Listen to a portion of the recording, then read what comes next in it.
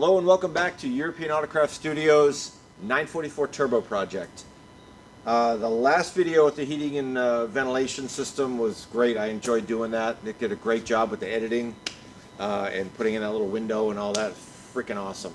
So good response from that. I'm glad you guys liked it. We're going to try to do some of that in the future, a little bit more. But I mentioned I didn't have the correct socket for this, and Boom Tenfold chimed in and said, "Hey, she's an oxygen sensor socket." It's like, yeah, where were you the last 10 years when I was doing these? Now that works great if you have an Allen head on the top, which most struts do, or some sort of a place to put a socket. In this case, which is, I've had this for 100 years, it would work great. You can hold on to this and turn this and hold the Allen in the center. Unfortunately, I can't get a wrench on it with this socket, but great idea, and I'll use that in the future for other ones. So on Amazon, I bought this little set of sockets for doing struts. Comes in 5 pieces, 18, 19, 22, 24, and I think of the other ones. Anyways, cheap. So this one I can actually put on and get a wrench, a 10mm wrench on the side here. I can put the wrench here, and I can't really see it when I do that, but so the wrench can go on here inside the socket. It might be a little more tedious to do, but we can go ahead and do that. First, we have to compress the spring. I think there's enough here to bite and pull it away from the mount. I already set it up, another Amazon tool. Kind of cheap too. So there's no shortage of inexpensive tools to do the work like this. We don't do a lot of them, so we don't need anything real high class or expensive. So let's just get this in there. Let's see, we want to get as much as we can. Be that way.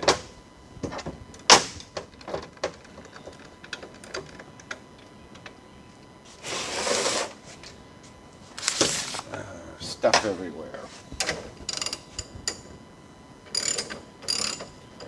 This is a nice tool. It comes in a kit with different size spring perches here to compress with. We just need to go far enough to get the spring loose. It doesn't have to be fully compressed. There we go. These crazy springs don't need too much. All right. Now, this way. Get you back. Let's see how they work.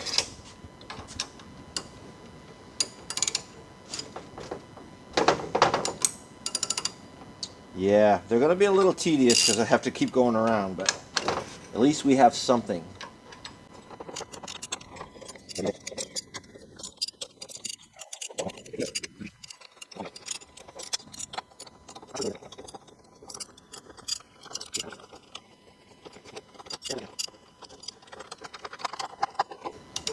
I'm starting to lose my my range here to grip this. I wonder what happens then. Hopefully it's loose. Oh, it's loose enough. Oh, good. Good news.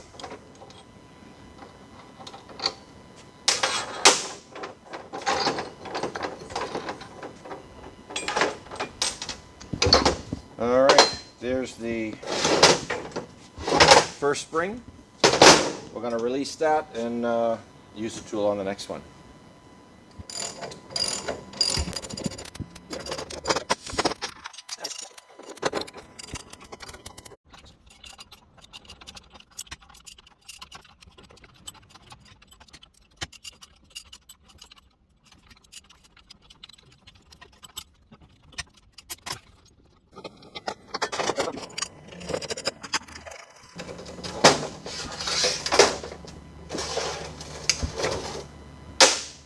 Okay, there we go. We're going to clean this mess up, put the stuff away, and then we're going to separate those hubs that I told you I was going to do last time and then just forgot about it. So we'll clean this up and get those hubs up here. Right. All right. Now we have the hubs and the rotors. We're going to separate those and just discard the rotors. If you look at this, normally when you put these rotors together, the nuts are on the outside, but from the same car, they're in two different positions, which I'm not sure why, but that's just how they ended up. So we're going to get these apart. Hopefully broken neck stand-in double here will be up to the challenge. They should come right off. The torque on these isn't too much, but based on what I'm seeing, we don't know. Maybe they were impacted on. So let's...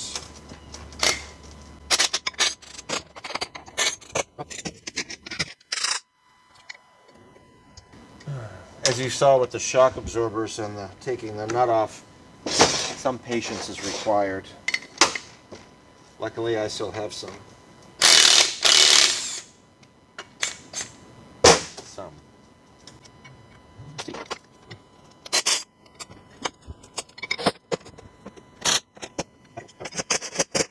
We can reuse the bolts, possibly, and the nuts, but I'll probably replace the bolts. They're in kind of a position. They get hot, cold a lot from the braking, so maybe we'll replace the hardware. But even if we didn't, we'd always replace the lock washers. Alright. I did forget the large pry bar to remove this, so I'll be right back. Don't go away. I'm back. That's all we had to do. And I keep mentioning my wet blaster that someday will be operational. These things will look brand new when they're done. Looking forward to that. And to be able to do any of this stuff. So these will be scrapped. They're available, no question about that. Actually, this might be a better way to do this.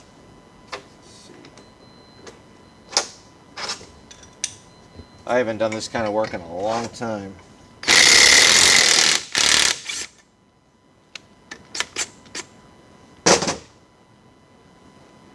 Oh, hello, Mr. Spider. I don't know his name, so it's Mr. Spider.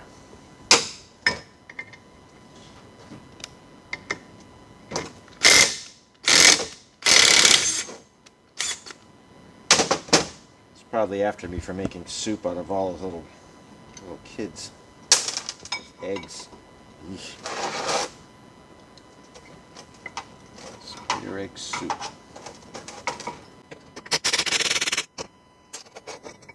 Now you think on a braking system, these would be 10.9s, but they're just 8.8. I think the close fit between the hub and the rotor is what gives it a lot of strength. But the torque is surprisingly low. I don't know the spec offhand, but I remember it was pretty low. So you want to make sure that it's seated all the way down and nice and clean, so when you tighten them, they're tight, not like crushing dirt or something that can make it loosen up. So make sure they're clean. Okay, oh look. Even more. Wow. Okay, scrap guy gets these. Now, there I go. We're going to clear this off. And we're going to use a little hydraulic pump to take the pistons out of these rotors. Really neat tool. I kind of invented it, but we'll see. We'll see if these come out with a little bit of force. Normally you'd use air pressure, but I've heard of horrible things happening, getting your fingers hit with the pistons. It's a mess. I used to do that, put a block of wood in there, and then you have to fight them out. Well, you'll see my little pump down here, how that works. It should be really good. So we'll be back with that. Well, we're back now with the brake caliper setup. This little pump was from a BMW 635 that worked the rear adjustable hydraulic suspension. The whole system wasn't working. The car was just getting different shocks put in it, and I just grabbed the pump out of it because it wasn't being used. So I'm using transmission fluid because it's cheaper than brake fluid. We're not going to be reusing the seals in this or anything, so it doesn't matter what fluid we use, but it's safer for the pump to use transmission fluid.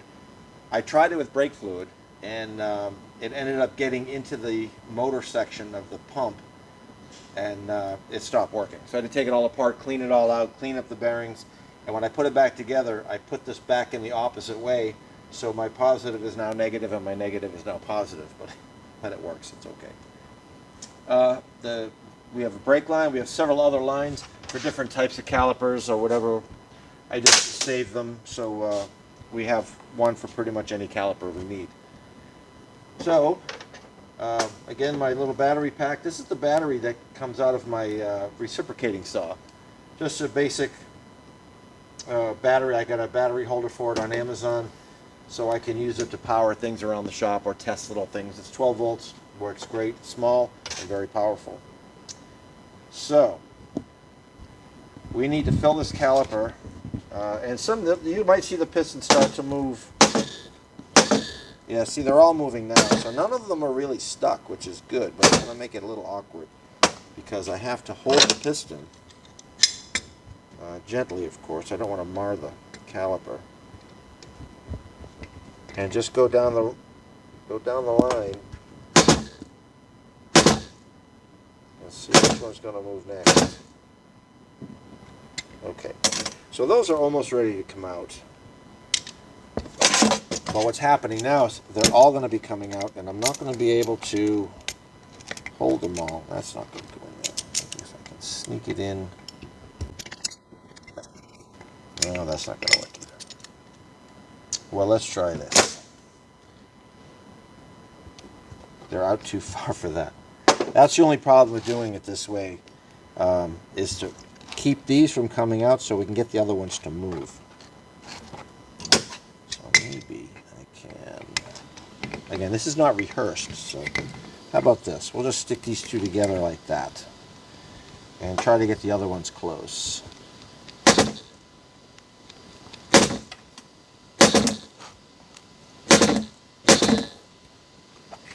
Okay, well...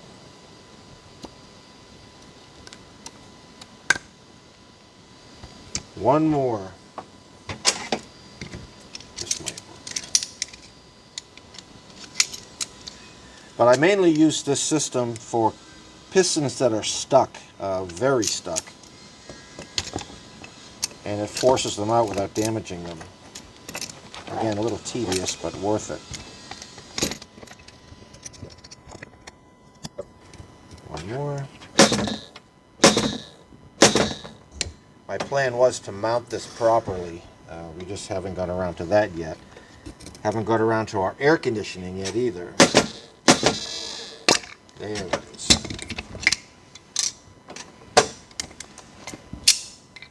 So there's our piston, one of them, one of four. Pretty simple little thing. And these are alloy pistons, they're not steel, so they shouldn't have any corrosion on them unless it got corroded. Alright, one last little thing I forgot to bring. I'll be right back. Okay. They're already hanging out. I can usually gently tap them back and forth. That one's in pretty far. We might have to go back in. That one's ready. Alright. We're just going to keep those on the outer seal. And let's see if we can. Stay right there. There's my... Got it.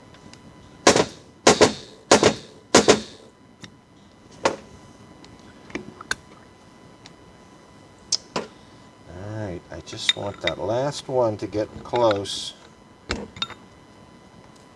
I know this looks tedious, but it sure beats the other the alternative.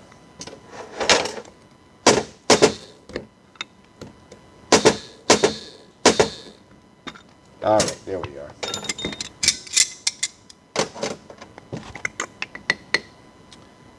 Piston, piston, piston, and there's always one.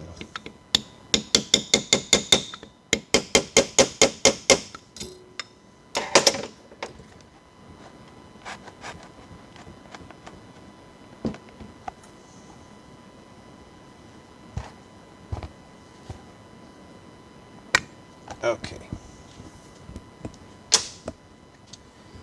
So we will separate the device. Air pressure probably would have worked okay on these because they weren't seized, but I have no way of knowing. Well, I kind of knew they weren't really seized up, but sometimes they start to move and get tight.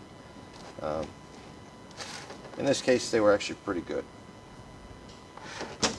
So if you ever have a car where the brakes feel like they're dragging a little bit, like you can hear the pad hitting the rotor, it's a good chance that these seals that, these rubber seals get worn out or stuck, so they don't pull the piston back in. So these seals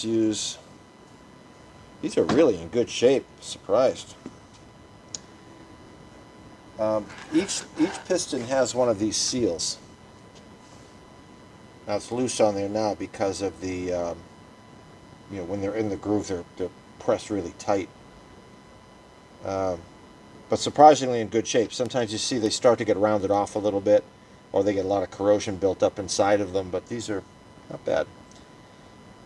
So how these seals work is the piston gets pushed out, the seal rocks, and when you release the pressure from the brakes, the hydraulic pressure, these seals want to relax back to their original state, which pulls the piston back away from the pad.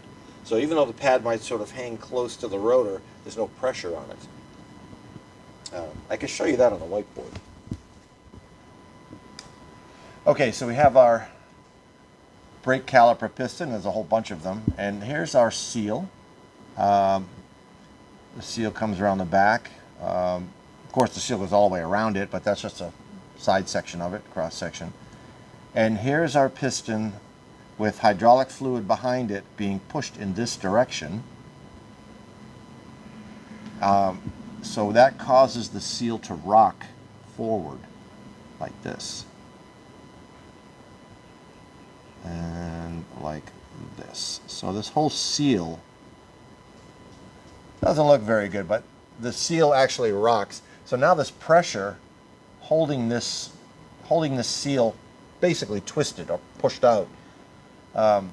When you release the pressure from the back, the piston is pulled back by this action of the square seal. It pulls it back into its regular state, and it's not very much. It might be 3-4 millimeters, but it's enough to take the pressure off of the brake pad so that the wheel turns free. And sometimes if the pad is sort of tight in the caliper, you might still get that sound of the rotor hitting the brake pad. That's why it's important to use some kind of lubrication on the edges of the brake pads so they don't corrode up in the housing, especially when they sit a lot in rainy conditions and whatnot. But that's basically how that works. Pretty simple system. Another thing that can happen is the brake line, the brake hose, they start to check. They come apart inside, and they get clogged up so badly the hydraulic pressure can push through it, but it can't retract because the only pressure coming back is that little seal. So your brake hoses can go bad. These should be replaced 5-10 years. I don't think I'd go 10 years on them. A lot of times they're date coded. This one is 06-2000, so those are pretty old. So we like to change them as part of a brake job, or every other brake job, or every 5 to 10 years. But when you start to have brake problems, just clean everything up and change everything. So there's one caliper. We're going to do this to all four calipers. I wasn't planning on separating these, but maybe we'll do that too. So that means I have to get more tools. So looks like an 8 to 10 millimeter. So I'll be right back.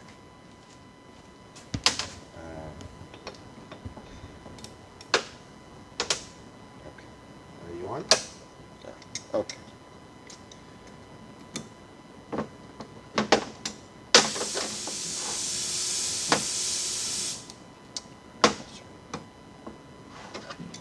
This is a little tricky to get out. Well, I know what I have to do. This is actually going to be a little more difficult. I forgot about this. This steel plate, look at this. This is the steel plates that the pads sit on. And these, of course, are aluminum. If you look at these bolts, I have to get these bolts out to remove this steel plate. Not sure we're going to get to that today because this is going to have to be heated. I have to clean out the Allen heads, and I'm not sure they're going to come out. So if those have to be drilled out, I'll probably ground off.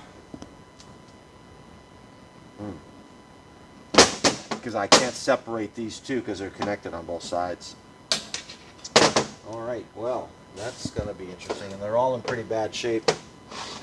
Look at this one, another rear. And the front, slightly bigger pistons for the front, but everything's corroded up pretty good in there. So what I'll try to do, I'm going to try to clean this up a little bit and see if I can get one of those screws out and see how bad. Everything else came off okay. We'll see if this works out for us. And this is what happens when you do things without checking first. I'd forgotten all about these plates in here. So if you can see this bolt head, I'm going to try to get out. This right here is an Allen headed screw. Get the years and years of gunk out of there.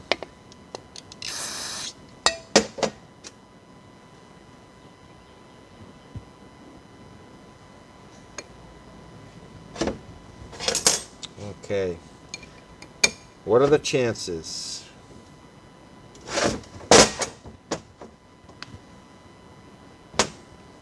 No way. No way. That is incredible.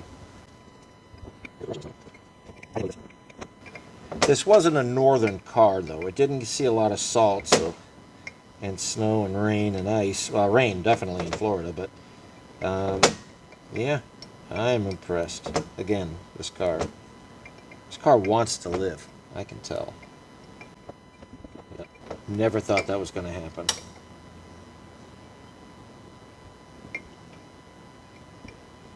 Such a pessimist. Huh? Shouldn't be that way. Shouldn't be a pessimist. Alright, that's just unbelievable. Given the condition and what these look like, never thought that was going to happen. Let's see if we get lucky on all four. I'll take the one side off. What I'll do is I'll separate these from the one side so I can separate the two housings and then go after the other two. That means I have to do this one.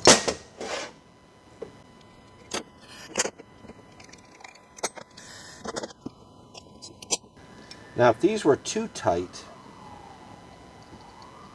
I would try some valve lapping compound first, so I didn't strip them. I think I showed you guys that trick before. It works really good. We're pretty close to a main road, so you hear police and fire trucks and everything going by. Sorry for the excess noise. I know you guys don't want to hear music during our videos, so have awkward silent times sometimes, which is okay. Gives us time to think and reflect on things. Life. Breaks. Wow, that's not interested in going in there.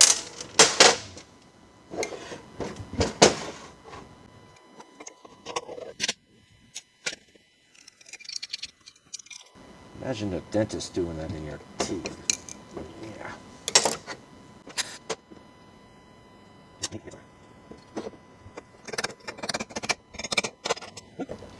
There's a little bit of depth there.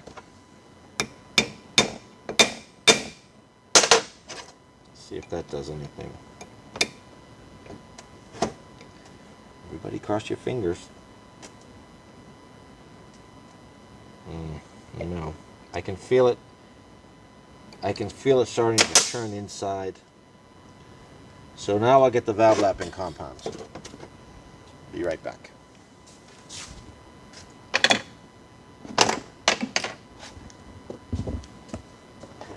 Still pretty on my milk.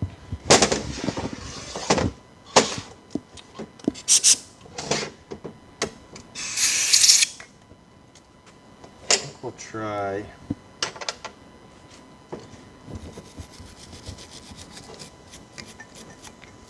At least we'll get a better look at it this way. But the head of the Allen head is, the socket part is pretty bad shape.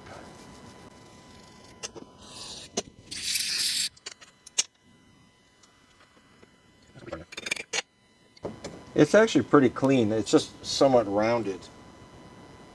So I'm going to put some lapping compound in there. What this does, it's used for mating the valve face surface to the seat. It's a nice grit. It has a lot of abrasive, so it bites real nice and it grips. So if the screw wants to cooperate, this is one way to persuade it to turn, if it wants to turn. If not, we're in for a long road here.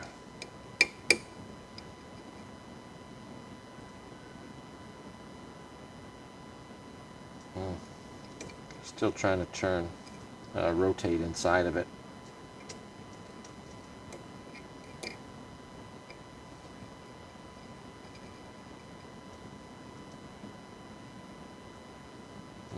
Nope.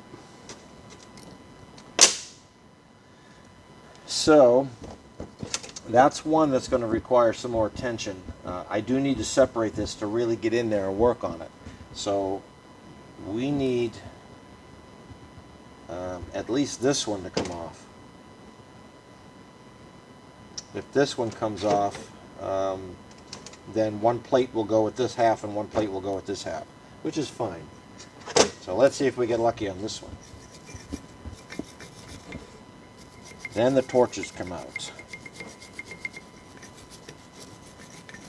And I don't mean the torches and pitchforks chasing an ogre. This is torches to heat the screws.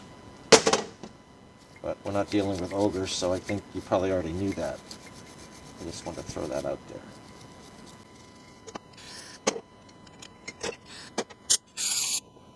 That one looks good. I'm going to leave the lapping compound on it just to see.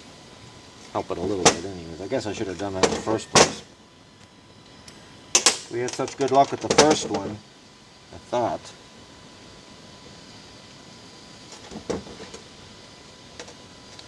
It would work.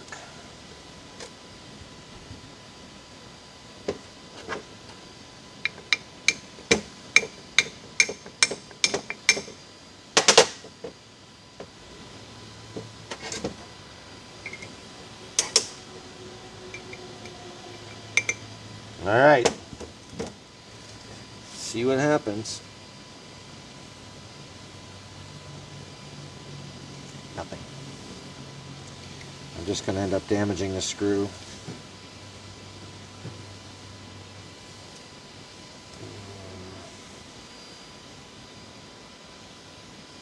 Well,